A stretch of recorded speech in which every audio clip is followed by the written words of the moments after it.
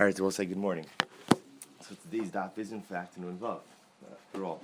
So we're going to start from the Mishnah Nun Hey Amud Beis. Says the Mishnah, Shisha Dvarim Asu Anshe Yericho. So the people of Yericho did 6 different things. Al Shlosha Michu Biyadam. For 3 of them, the rabbis protested. Va'al Shlosha Lo Michu Biyadam. And for another 3, the rabbis did not protest. We'll see exactly what this means in terms of rabbinic protest or not. Ve'eluhin Shelo Michu Biyadam. So first the Mishnah goes through the list of the 3 that the rabbis did not object to. Number 1, Markivin Dekalim Kalayom.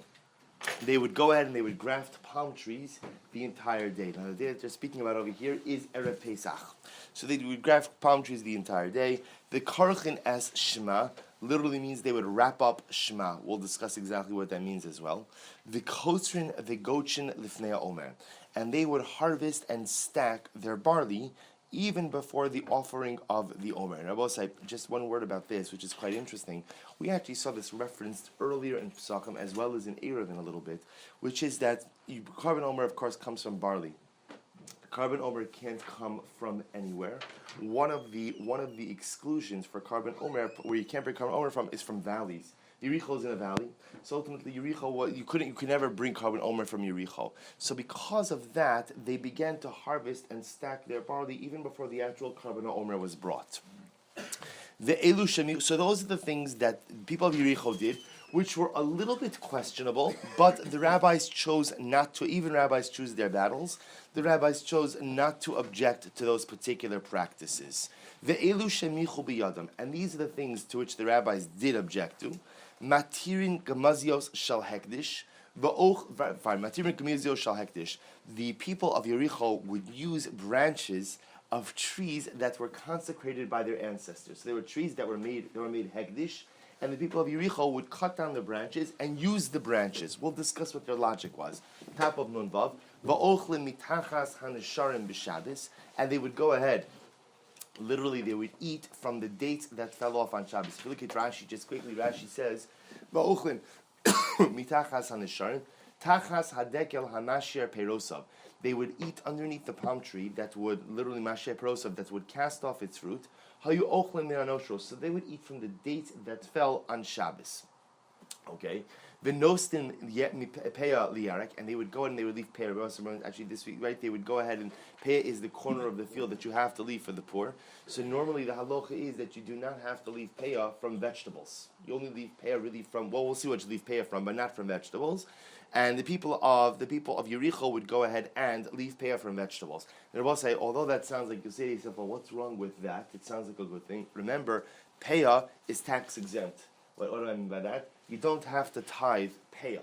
So if you leave peya from something that, technically speaking, is not really peya certified produce, then lemaisa, what you are really doing is what? You are causing the Kohanim and the Leviim to miss out on part of their share. So the people of Yericho went ahead and left peya from vegetables, and all of these things michu biyadam chachamim. So for these last three practices, not only were they questionable, but the rabbis did in fact object. Obviously, we'll go through each of these in the Mishnah, in the Gemara. Tan Rabbanan, Shisha Dvarim Aseh Chizkiya Melech, Al Shlosha Hodulo, V'Al Shlosha Hodulos. We'll say once the Gemara brings up this discussion of practices, some of which were rejected to by the rabbis, some of which were not. So the Gemara tells us about another one. Chizkiya HaMelech did 6 different things, 3 of which the rabbis agreed with him, 3 of which the rabbis did not agree with him. Number 1, Girar Atzmos Aviv Al Mita Shel Chavalim. He dragged his father's body on a bed of ropes. Chizkiyahu HaMelech's father was Achaz. Achaz HaMelech was a terrible Rasha who introduced Avodah Zarah into every corner of the Jewish people. So Chizkiyahu HaMelech, when his father died, was in a little bit of a bind, because on one hand, he has kavod for his father. On the other hand, he has to repudiate what his father stood for. And he had to indicate to the people in a very stark fashion that his monarchy was going to be dramatically different than his father's. So what did he do? He dishonored his father's corpse, which, although as a son to a father he would have no right to do, but he felt as a king, making a statement to the nation that this type of behavior that my father represented will no longer be stood for. Yeah, okay.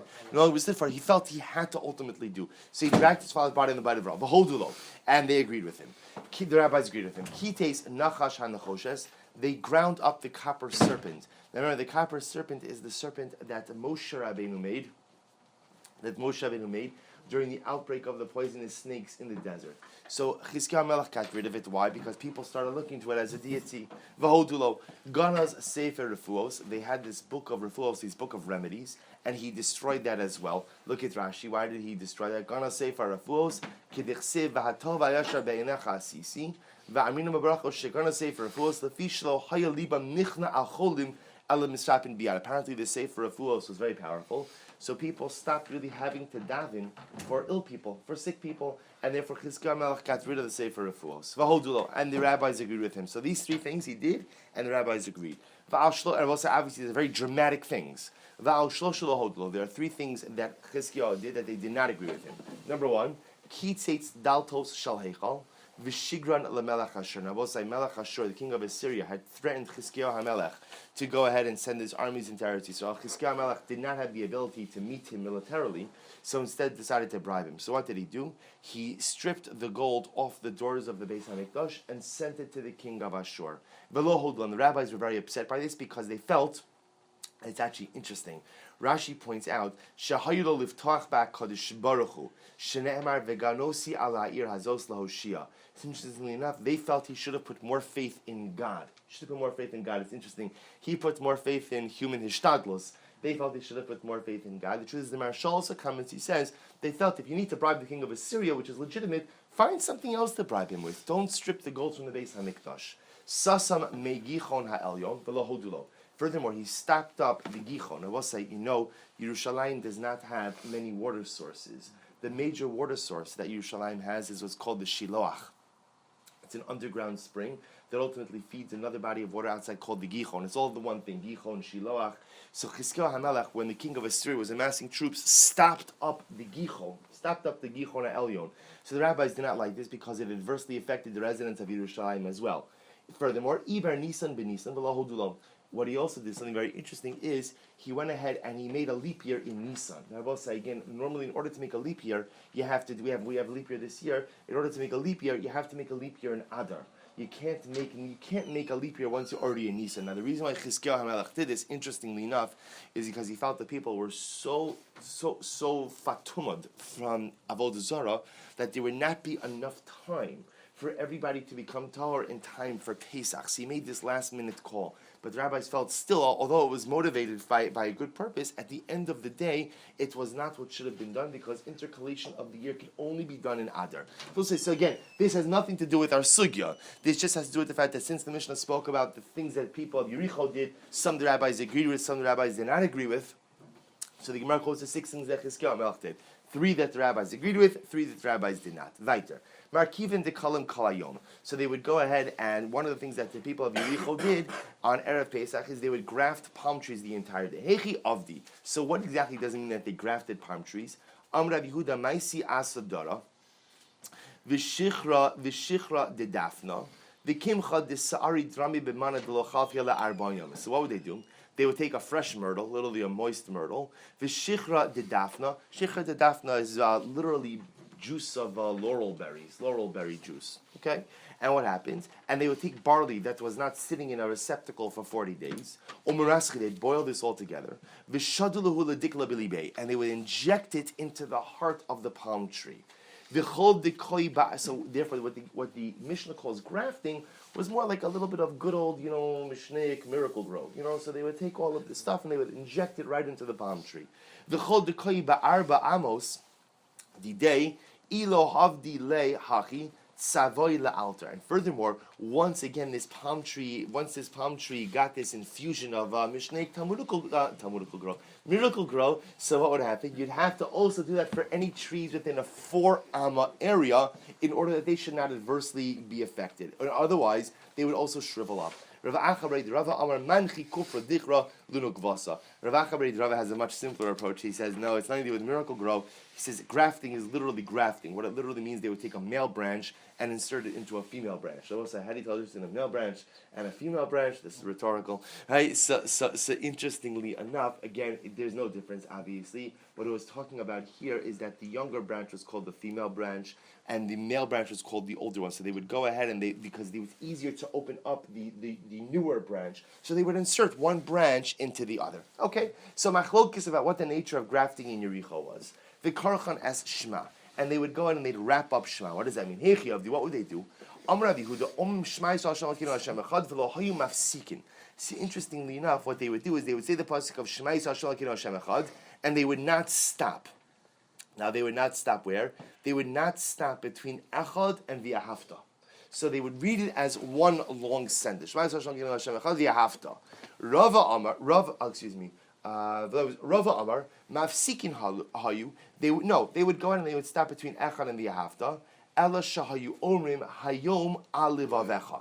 So it's interesting enough, what was the mistake? So remember, the pasuk reads, "V'hayu hadvar ma'sharnochi mitzavecha hayom alivavecha." Now, if you read it that way, then what the Torah is saying is that these words that I command you today should be on your heart. If you read it the wrong way, you can read it how? "V'hayu hadvar ma'sharnochi mitzavecha hayom alivavecha" should be today on your heart, which infers what? Dinashma hayom alivavecha v'lo machar alivavecha. Today they should be on your heart, but tomorrow it's okay if they're not on your heart. So the people of Yericho read the Shema the wrong way. I'm sorry? But it's still a flawed statement for that day. Now, again, boss, I want to be clear. These are things that were not great, but if you notice again, this is the list to which the rabbis did not object to. So remember, all 6 of these practices are questionable in nature. It's just these first ones, the rabbis, it wasn't worth the fight. Tan Rabbanon. So also now the Brisa quotes, how do you wrap up Shema? Omrim Shema Yisrael Hashem Elokeinu Hashem Echad v'lo hayu mafsikin. Div Rabbi Meir. So also Rabbi Meir quotes the first, like we saw the first opinion, that they wouldn't stop between Echad and V'ahavta. Rabbi Yehuda says, mafsikin hayu elo shelo hayu omrim baruch shem kivol machusol yolam va'ed. Oh, so Rabbi Yehuda says, no, I'll tell you what it was. They would stop. They would stop between Echad and V'ahavta. So what was the problem? They omitted the phrase Baruch Shem Kivod Malchuso Liolam Va'ed. Blessed is the name of your kingdom, HaKadosh Baruch Hu, for all eternity. So the Gemara has a very interesting question. Va'anan, my taima aminolei. So the Gemara pauses here. It's such a great Gemara. So the Gemara pauses. Oh, by the way, why do we say Baruch Shem Kivod Malchuso Liolam Va'ed? After all, what is the Gemara really asking? Shema is from where Rabosai? Shema is from the Torah. Baruch Shem Kivol Malchus Yolavoed does not appear anywhere in the Torah. So why do we say it? Listen to this beautiful Gemara. Kedidar Rabbi Shimon ben Lakish, Damar Rabbi Shimon ben Lakish, Vayikra Yaakov el Banov, Vayomar. Yaakov Avinu said, gathered his sons. This is in Parshas Vayechi. Gathered his sons by his bedside, and he said, Vayomer. And he says to them, Hey Asvu va'agido lachem. So he says to them, gather around, and I will tell you. Eis asher yikra eschem ba'acharis hayomim. Now remember, what Yaakov Avinu wanted to do at this moment was what? Bikesh Yaakov legalos lebanav keis hayomim. Yaakov Avinu wanted to reveal the information about the messianic arrival and redemption to his children. That's what he wanted to tell them. V'nistalka mimena shechina. But at the moment that he wanted to reveal this information, the Shechina literally left. The Shechina left. Amar. Shema chas v'shalom yesh b'mitasi psul ke'avram shatim ani yishma. So listen to what it says in this. Yaakov Avinu now is now his final moments. Remember, you understand the drama of this particular episode. So he's on his deathbed. He's about to leave. He wants to tell his children this last piece of information. He had it, and then it's gone. So he wonders to himself, maybe is there some type of psul? Is there some type of disqualification within my children? Maybe I'm like my father. Shiyatzim ani yishmal. How do you shmal? Va'avi Yitzchak shiyatzim imeni Esav. Or I'm like my father Yitzchak, who had an Esav. Amar lo banav. So his children sensed that he was worried about something to do with them. So what happens? Together as one, they accepted the unity of HaKadosh Baruch Hu. They said, Father, just like there's only one God in your heart, so too in our heart there's only one as well. Ba'osa Shah Pasach Yaakov Avinu Va'amar Baruch Shem Kivod Malchuso Liolam Va'ed. In that very moment, Yaakov Avinu said, Baruch Shem Kivod Malchuso Liolam Va'ed. So I will say, interestingly enough, Baruch Shem Kivod Malchuso Liolam Va'ed is the affirmation of Yaakov Avinu's affirmation to his son's allegiance of faith. So the children say Shema, and Yaakov Avinu is so happy that all of his children, as the Gemara calls him, Mitaso Shalema, his bed is complete. All of his children are going to perpetuate the monotheistic destiny or dynasty. So his response to that is Baruch Shem Kivod Malchuso Liolam Va'ed. So say, now listen to the problem. Amir Rabbanan Hechi Navis. Now the rabbis have a problem. What's the problem? What should we do with Yaakov Avinu's Baruch Shem Kivod Malchuso Liolam Va'ed? On one hand, again, it's such a beautiful combination between Shema and Baruch Shem. But what should we do with it? Nemrinu. If we go ahead and we put it in Shema, Lo Amru Moshe Rab, Lo Amru, excuse me, in Hechi Navid, Namruhu. Lo Amru Moshe Rabbeinu. So if we insert it in Shema, here's the problem. Moshe Rabbeinu didn't say it. What does it mean Moshe Rabbeinu didn't say it? It's not part of the Torah. It's not part of the Torah. So to start inserting stuff, there will also be plenty of parts of davening that are not part of the Torah. But the problem, of course, is that Shema, all the three paragraphs, although they don't all appear together, Shema is in the Torah. To insert something non-Torah in the middle there is strange. Lo Namru, to not say it at all. Amru Yaakov, to not say it at all. How could we do that? Yaakov Avinu said it. So what should we do? Hiskinu shehu omrim oso bechashoy. So say, what did we institute? The rabbis instituted that we should say it quietly. This way, again, it's not necessarily as formal of heart as Shema, right? Which is Doraisa, but at the same time, Yaakov Avinu said it, and therefore, Lemaisa, how could we not say it? Therefore, the compromise is we say it quietly. Amr Rabbi Yitzchak, listen to this. Amr Rabbi Yitzchak, Amri Debei Rabbi Ami. Mashal lebas melech shericha tzike gedera. So listen to this mashal. It can be compared to a queen, or the daughter of a king, who smelled tzike gedera. Tzike gedera also means like a stew, but what the Gemara is really referring to over here is not really nobleman's food. Not really nobleman's food. So I don't know what a good example of this is, but she smells food that smells so good, but it's commoner's food. It's commoner's food. So what happens? Im tomar yeshla gnai. So it's like if she asks for it, so if she says, I want the shawarma, even that. So if she asks for it, it's a gnai. It's not respectable because at the end of the day she's a queen. This is not of the palate, of the monarchical palate. Lo tomar yeshla tsar. If she doesn't have it, however, she's always going to have the craving. So what does she do? Hischilu avadeh lahavi b'chashay. So what happens? Her servants sensed that she liked this commoner food, so they would bring it in for her quietly. So the idea that Gemara is giving over here is that obviously Moshe Rabbeinu gives us a very beautiful Shema to go ahead, and that's from HaKadosh Baruch Hu, to go ahead and insert man's own statement. Yaakov Avinu's statement is a formal part of Shema. That's a little bit difficult. It's a little bit difficult. So what do we do instead? We just insert it quietly. So we'll say, interestingly enough, well, let's just finish off. Amar Rabbi Avo, hiskinushi omrim oso b'kol ram, mipnei tar omes haminis. This is actually interesting. Rabbi Avo writes that apparently at some point in history, we used to say Baruch Shem Kivod Malchuso out loud. Why? Bibnei taromes hamina, because of the heretics. Now, what does that mean? The heretics would say that, you see, the Jews are saying something inappropriate after they say Shema.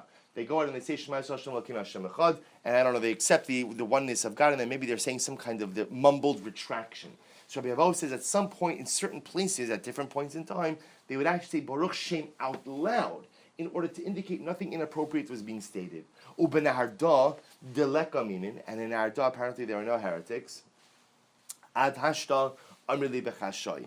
So in Arda, where they didn't have this problem, to this very day, they still say it quiet. So we'll say, obviously, this became the practice that endured throughout time to go ahead and recite Baruch Shem Kivod Malchuso Liolam Va'ed quietly. There's, of course, another midrashic idea associated with this as well, which is that Baruch Shem is the tefillah of the malachim, is the tefillah of the angels. And therefore, normally it's not appropriate for man to utilize the tefillah of the angels. That's why, of course, the one time here that we do say Baruch Shem out loud is Yom Kippur, when we are more angelic than man. But the Gemara, for whatever reason, the Gemara doesn't go with that idea, and therefore, ultimately, our practice of Baruch Shem quietly is in order to make everyone happy, in order not to disrupt, we'll call it the biblical continuity of Shema, which all emanates from the Torah.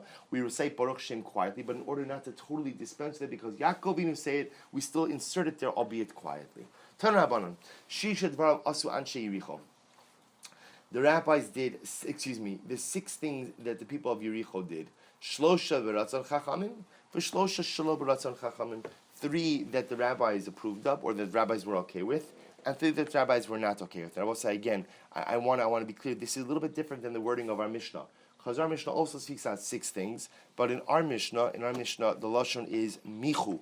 Michu biyadam, lo michu biyadam. They have 3 things they objected to, 3 things they did not object to. Just different versions. Ve'elu b'ratzon chachamim, and these are the things.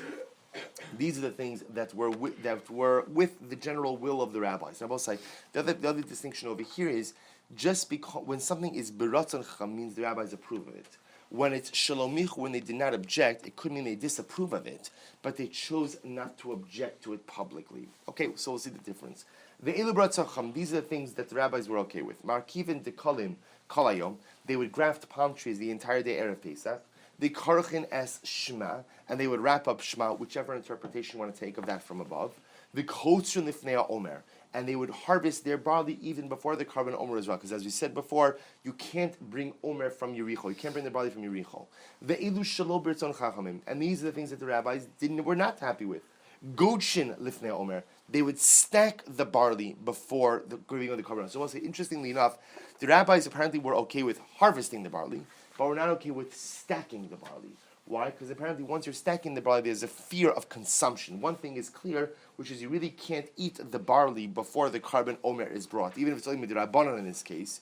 Upartzin pratzos beganosehen, upardos ubepardisosehen, lahaachil nesher la'aniyim b'sheni b'tzuras b'shabasos yomim tovim.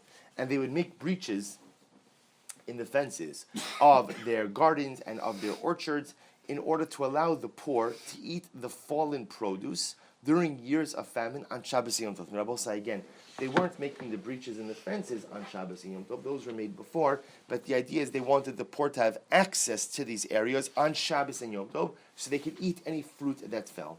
Umatirin gamazios shal hektish v'shal charuv v'shal shikma divrei Rabbi Meir, and they would also allow the use of branches from trees that were consecrated by, literally it's carob and sycamore trees that were consecrated by earlier generations. These are the words of Rabbi Meir. Amar Rabbi Huda, im beratzon chachamim hayu, im beratzon chachamim hayu osin, you call adam osakain. So Rabbi Huda says, I don't understand. Rabbi Meir, according to what you're saying is, the rabbis were actually okay. Beratzon chacham means the rabbis signed off on all the first 3 of these things. If that's the case, if the rabbis were okay with this, then it should be mutter for everybody. Rabbi said, we know that's not true. We know that again, the Mishnah beforehand said that if the minhag is not to go ahead and do work on Erev Pesach, you don't do work on Erev Pesach, even with grafting trees. We also know karchen al shema. The rabbis are going to sign off, are going to say you could be karchen al shema. So Rabbi Huda has a problem with Rabbi Meir's verbiage. Elo, elu ve'elu shelo b'ratzon chachamim hayu. No, so go back to what we said before. All 6 of these things, the rabbis did not approve of. They weren't happy with. Shelo b'ratzon chachamim hayu osin. I'm sorry. So what's the distinction? For 3 of them the rabbis objected to, and 3 of them the rabbis did not object to. What were the things that the rabbis chose not to object to? Markivin dekalim kalayom. So the people of Yericho would graft palm trees the entire day, erev Pesach, and the rabbis chose not to object to that. The karchin as shema, they wrapped up shema again. I will say, which whatever that means, whether they didn't stop between echad and v'ahavta, or they put the wrong emphasis on hayom alevavecha, or they didn't say baruch shem kivam malchus olam v'ad. Either way, it's not good. But the rabbis chose not to object to it. V'kotzrin v'godshin lifnei ha'omer.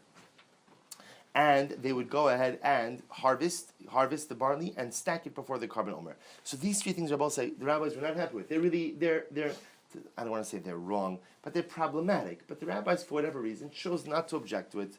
The elu shemichu biyadim, and these are things that the rabbis did object to. Matirin gamzios shal hektish shal charuv shal shikma, to go ahead and permit the branches of sycamore or carob trees that were consecrated. Upartzin pirtos veganosein upardosein. And they objected to the practice of breaking down parts of the fences by the gardens and the orchards to allow the poorest to enter in on Shabbos and Yom Tov during years of famine to eat the fallen fruit. We'll say again, the problem is going to be the consumption of fallen fruit on Shabbos, which we'll discuss in Amud days. Furthermore, nosnin pe'al yarek umichu bi'adam. They also went ahead and what? They also gave payah. They also went ahead and left over a corner of the field for vegetables.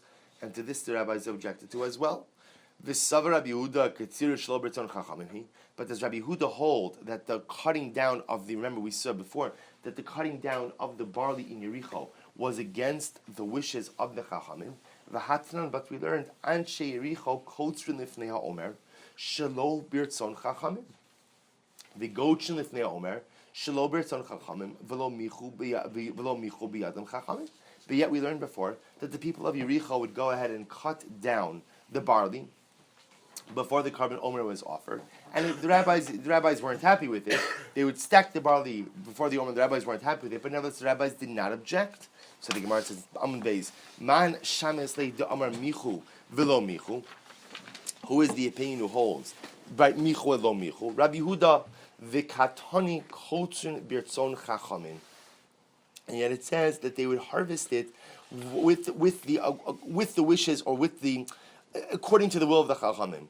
Hani arba so both say the Gemara says you're right. At the end of the day, also the list would have been 4 and not 3. So take katsira out. So it turns out that harvesting the barley in Yericho before the actual offering of the Omer was something that although the rabbis might not have been thrilled with, but they did not object to either. Okay, weiter. Umatirin gumzios shal hektish shal charuv v'shal shikma. So also remember the next thing that they did, and is actually very interesting. So what happened? You had a tree. They give the example of the sycamore or carob trees. So what ends up happening is you have to prune trees. Right? In order for new branches to grow, you have to cut back the old branches. So the shaila is now, what do you do with the old branches? So in Yericho, what they would do is they would take these old branches and they would use it for their own personal use. Right? So according to both the list in the Brisa, as well as in the Mishnah, this was something that the rabbis objected to. This is the price the rabbis objected to. So the Gemara says the following. The Gemara says, Amru, so what was the logic of the practice of the people of Yericho? I will say again, any time, the Mishnah and the Gemara operate under a basic assumption, which is that any time you find a whole community doing something, chances are there is some legitimate basis for it. Now, at the end of the day, it might not be correct, fully correct, and you might have to change it, but at the end of the day, if this is what everybody's doing, you have to at least find out what's the source for this. So what did the people of Yericho say? Amru, Avoseinu lo hekdishu elokoros, va'anu natir gumzios shel hekdish shel charuv v'shel shikma. So the people of Yericho said something very important. They said, the truth is, when our forefathers consecrated these trees, they only consecrated the trunk of the tree. They did not consecrate the branches. And therefore, because of that, every single time the branches come off, we have the right to go ahead and use the branches. Look at Rashi. Rashi says over here, no Rashi, I'm sorry. No Rashi yet. So what happens? And so the fundamental machlokes of Osai is, what happens if you're makdish something, and then something grows from the object which you consecrated? What is the status of those new things that have grown post-consecration? V'savri la kiman da'amar ein mi'ila b'gidulin. And Rabbi said this is a fundamental machlokes. So the people of Yericho held like the opinion that said what? That l'maisa, there is no mi'ila. Remember, mi'ila means mundane or inappropriate usage of consecrated property. There is no mi'ila with objects that grow from a consecrated item. V'rabbanan savri nihi de mi'ila leka isura miha ikas. Was it very interesting? So interesting. The Rabbanan apparently did not disagree in principle. Apparently, everybody agrees that l'maisa, when you consecrate something, so something that grows from that object afterwards is not subject to the laws of mi'ila. We'll see that's a further machlokes as we go on. It's not subject to the laws of mi'ila, but the Rabbanan still felt that even if it's not subject to the laws of mi'ila, you should still treat it with an Isser status. Essentially, what the rabbis are concerned about is what? Is that if we allow you to use the branches, what would seem to be the inevitable outcome of all this? You're going to use the tree itself ultimately as well, because over time people will lose the distinction between the branches and the trunk. So therefore, the people of Yericho are living according to the letter of the law. They're correct. There is no mi'ila with the branches. Our forefathers, and I will say, I want to point out, somebody could consecrate an entire tree. You could say the tree is hektish. If the tree is hektish, then obviously, again, that would include the branches as well. At least it would include the present branches. What would come afterwards is a different discussion. But here, they only were makdish the trunk. So if the people of Yericho said there's no Megillah with the branches, the rabbi said you're right, but still we should be noig Isser with the branches. Okay? Weiter. Uparts and pratzos. So the parts and pirtos. What else would they do? They would go ahead and they would make holes in the fences around. They're doing this to their own fields, not other people's fields.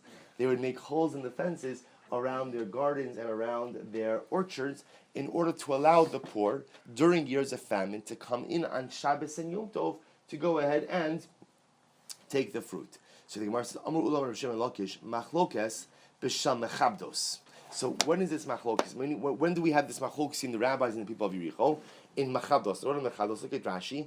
Kapos timorim hein berosh hadekel ukefufos zu eitzel zu kein kli kishat timorim noshrim mekablos osan dechivan digavoa v'tzarach lalos ala dekel lenot lon cheshina shem yitlosh mina mechubaros tavi amloch. So I'll say, if you ever see a palm tree, if you'll notice, a palm tree has like layers of its branches. There's of course the palm branches that come out on top, but the tree itself is also multiple layers. If you look towards the top of the tree, so the layers extend outwards, almost forming like a receptacle along the top of the tree.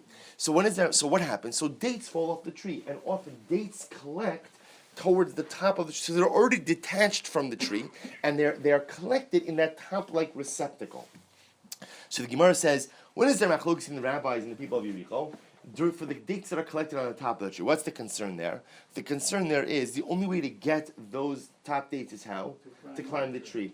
Once you're climbing the tree, we're already concerned that what?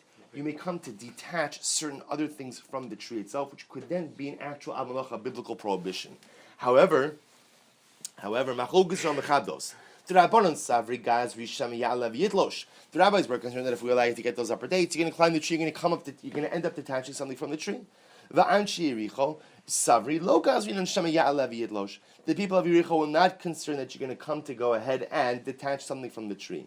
But I will say the kifin, if you look at Rashi, b'shal ben akifin, lamata minofehen, nofos hatachtonim, v'lekel amechash letlisha, de'in kan mechubar. So I will say, but apparently again, you could have these parts of the tree that form like a receptacle type kli lower down, where you wouldn't have to scale the tree, so that you could easily access, and there's no concern you may come to detach something. Aval b'shaba like ben akifin, divrei hakol mutter.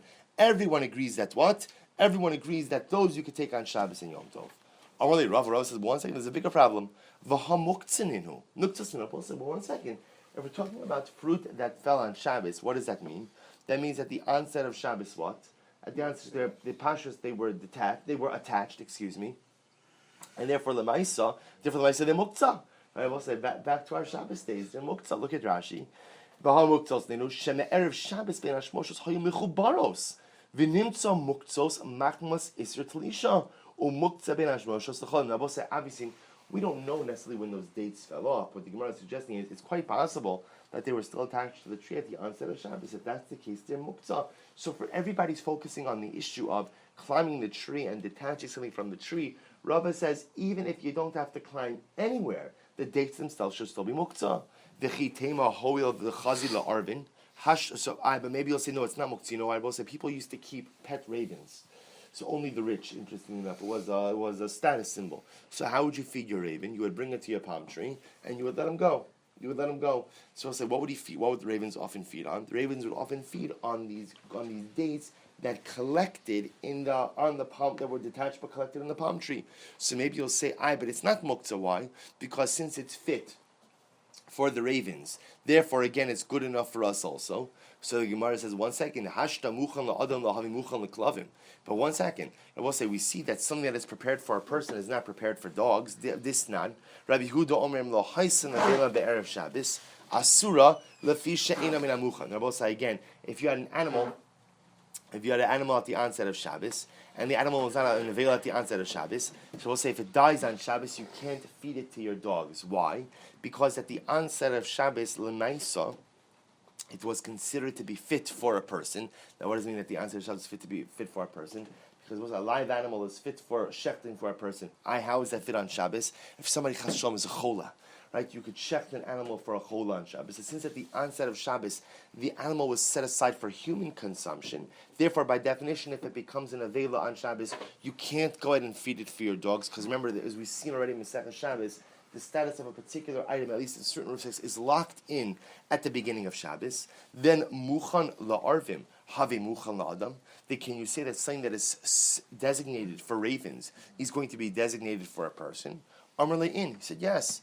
In muchan la'adam la'havi muchan la'klavim, because this doesn't work both ways. Something that is set aside for a person, by definition, is not set aside for dogs. Because anything that a person that is usable by a human being, a person does not relinquish his attachment to it, right? So if I have an animal and it's perfectly good for me, I'm not going to say, oh, but I'll give it to my dog. That'd be a waste.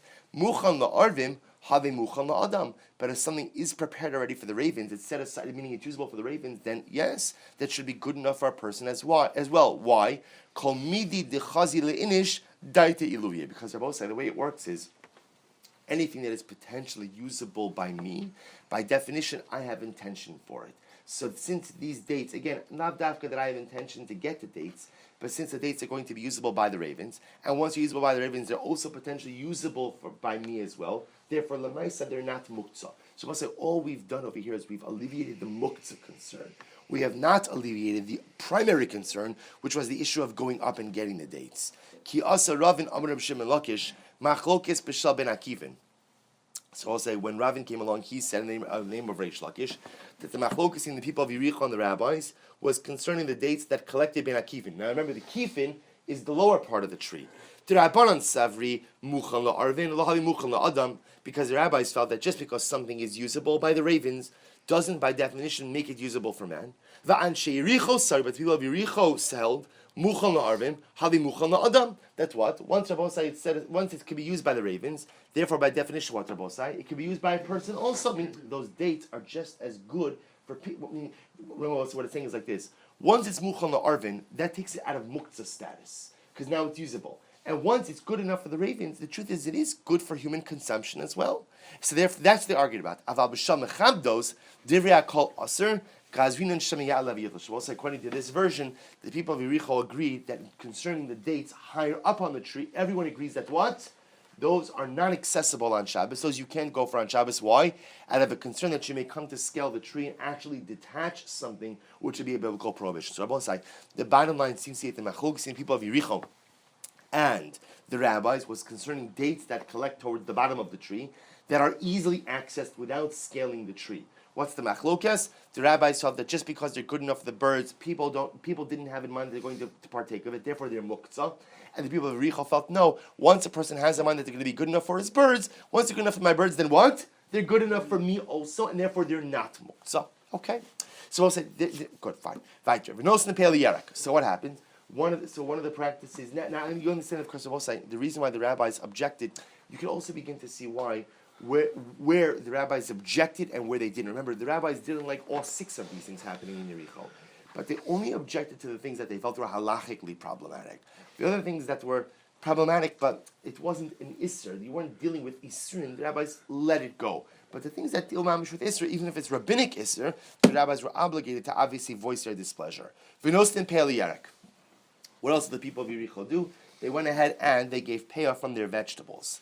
But the people of Yericho do not have the following principle. What's the principle? We'll say, what do you have to leave payah from? Fundamental shayla. What is subject? What is subject to the laws of payah? Leaving the corner. Koshu ochel. Number 1, it's got to be food. That's number 1. Number 2, v'nishmar. And we'll say nishmar means what? Look at Rashi. She'eno mufgar umakpidin alav l'shomro. Something that you are careful to protect. We'll say there are certain things that grow you don't care about. Those things aren't subject to payah. Only if it's chashiv enough that you would protect the produce, then it's subject to payah. Vigidulam in haaretz, and it grows from the ground. Ulikitaso ke'achos, you harvest it at once. We'll see, as opposed to things that are harvested at intervals. Umachniso likiyum, and it's things that what? That are storable. Storable? Is that a Storable, right? That ultimately that you could store for long periods of time.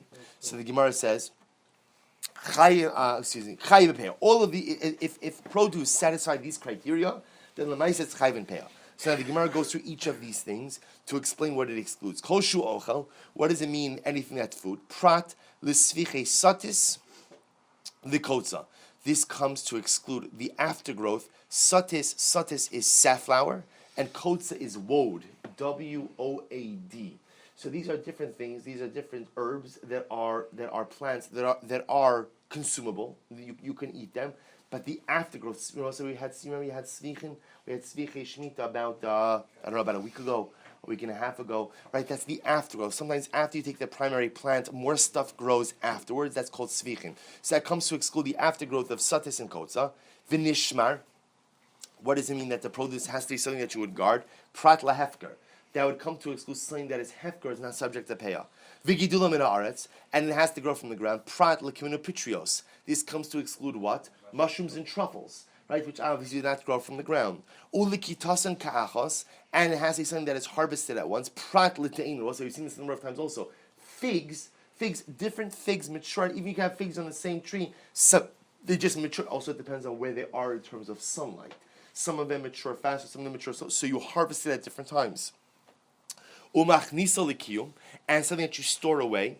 Prat liyarek. This comes to exclude vegetables, because we'll say apparently again vegetables. Let's say as opposed to grains, you don't really store vegetables for long periods of time. Amar Rabbi Yehuda, Amar Rava. So Amar Rav, hacha birashe liftos askinon. Oh, so what were they arguing about? It's actually interesting. A very specific case. They are arguing about turnip leaves. Turnip leaves, right? The turnip has leaves on top. Umachniso likiyum al yedei davar achar kamifligi.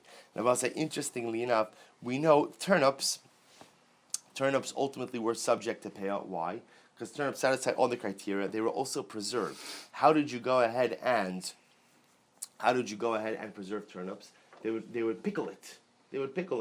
Right? They would put I don't know if it's called pickle. They put it in vinegar. I guess that's called pickling it. Right? Okay, close. So what's the idea over here? And I will say, interestingly enough, now the leaves, no one really cared about all that much. It's just nobody really took the time to take the leaves off the turnip. So the shaila was, what's the status of the leaves legabe peah? So achei b'rashi liftos askinon umachniso likiyum aide davar achar kamiflagi. And the shaila is, what happens if you store something, but you're not storing it for its own sake? You're storing it why? Only because it's attached to something else. Look at Rashi. Rashi says, Rashi liftos. Ale halefes is talking about the turnip leaves. Machnisin osan lekiyum aide haimos. You go ahead and you start through the mothers. The mothers are a reference to what? A reference to the turnips. Bar sara machnisa lekiyum aide davar achar shmekiyum. So one opinion holds, and this is the people of Yericho, that when you store something, even though you're not storing it for its own sake, but you're storing it because it's attached to something else, that's still called storage. And therefore what? It would potentially be subject to the laws of payah.